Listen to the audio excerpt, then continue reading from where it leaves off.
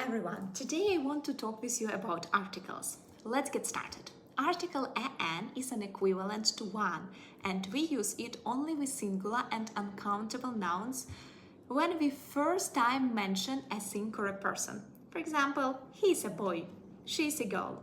Or when we say what something is, this is a house, it is an apple. Or when we say what somebody does, the profession, he's a teacher, she's a doctor. Or, of course, in exclamations with what? What a fantastic day! But with weather, we never use article as it is uncountable. What great weather without article. And the last rule, in exceptions like 3 times a week, 5 times a day. Remember it.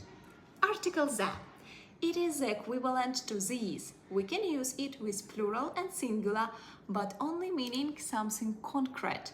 Or when we talk about something we already mentioned, like he's a boy, the boy is funny. The boy I've already mentioned in the previous sentence. Or when we talk about something unique, the moon goes round the sun.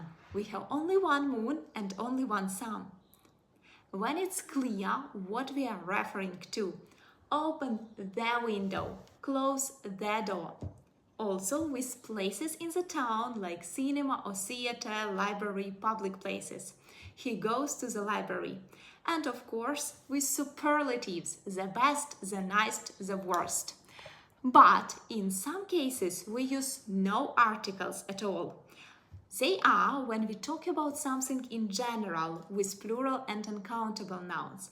Like women talk more than men. We mean absolutely all women, not these concrete ones. Or with some nouns like home, work, school, church after prepositions at, to, from. He is at home, she goes to school without articles. And before meals, days and months. We never have lunch on Monday. Or she likes breakfast on Tuesday. And the last rule, before, next and last, with days, months, weeks, etc.